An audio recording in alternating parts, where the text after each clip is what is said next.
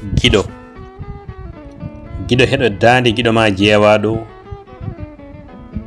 mboɗo yima gilli sabu andude mi famɗani e gurdam aade.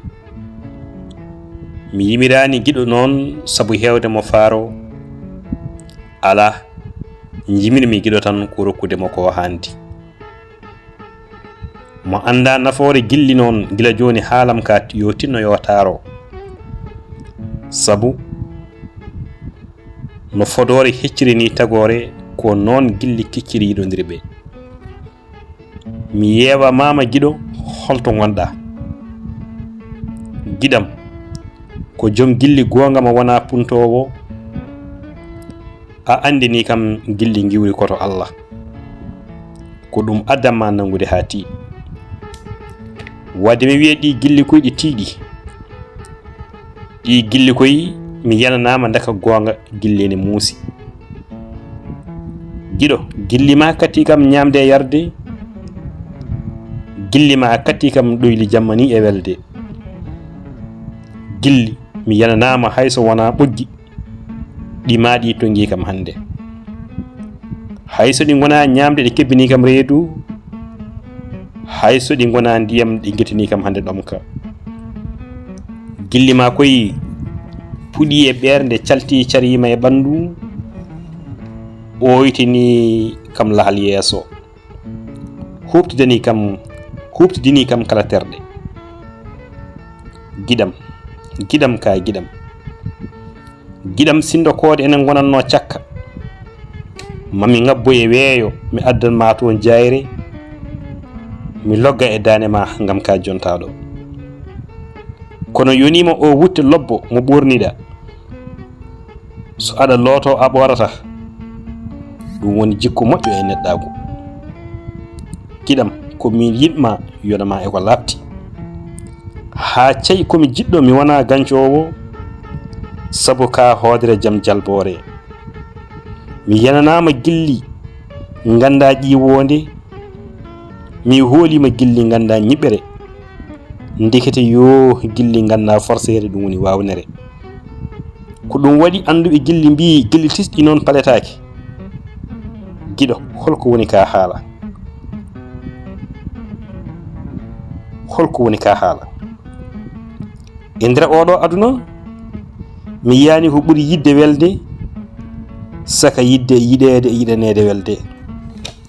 Kono noon yiɗanede ko noon yiɗanede wayi dakmirde. Gilli noon ɓe mbi toɓɓa ko e jiiɗe e nande. Mi seeni Allah giɗam mboɗo yinma. Mi wona yiddam e ma, giɗam yiddam e ma wona nde husere heccere waɗere lumbotonde hakkude gablam woni ko wawi ɗum jantade. Giɗam wona payka e gaɓulam gummi e haalde, ala ko gonga puɗɗo e ɓerdam gummi e jantade. Giɗam sinno ɓerɗe ina jiidiranno, wallahi ma kunnuɗe meɗen poftu.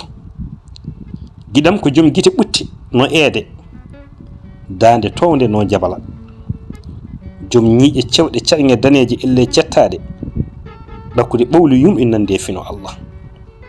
Giɗam ko joom ngari suka hakkille mawɗo, korle ɗaati nandi e butelaji, sukundu ɗaati nandi e wiro jooyo. Giɗam ko Allah de yenma yontede, holi foof ko bonɓe mbawi e ɗi gilli. Giɗam nda ɓerdam mi hokkima, ko jiimi e ko jeemi e ko jimmi. Giɗo mi halfinima yeeso e caggal. So tawi caabe aduna goni ɗiɗe, ngal ko gurdam ngal ko mayde, giɗo ɗiɗi foof mi lombi e jungo maɗa. haalaɓe ko nafata e pular mbi ko gadiɗo mayde woni pirtuɗo aadi, kono ala on ko jaaduɗo wonde e aadi. Giɗo mi halfinima hooram, yo Allah reene sabu ka ɓi ɗiɗo tanum nayo, sikki ala ka jatum jeetato. ɓi yumma moƴƴo baba jaam yamo. Giɗo ya wuur ya his, yo Allah dande e guite bonɓe ha e ɗemɗe bonɗe wiyoɓe ha e waɗoɓe. So tawi yeehi ha nangue ngue feeñi, buuɗal yurmede fuɗi e binde gueno, nge weddima caafe cincingɗe ɗe naati e windere yo jomiraɗo reene e on ñalawma ha jamma o jofa so hi ha jamma o kadi jofi ñibbiɗi yo reene e bonɓe diwoɓe ha e bonnoɓe segene ha e ñiire ka tekkere mi ɗalani hen hay holsere giɗo a jarama ane kala baɗono maɗa ko yimre musidɗo ma Guiɗo ma Djiby Ba a jarama.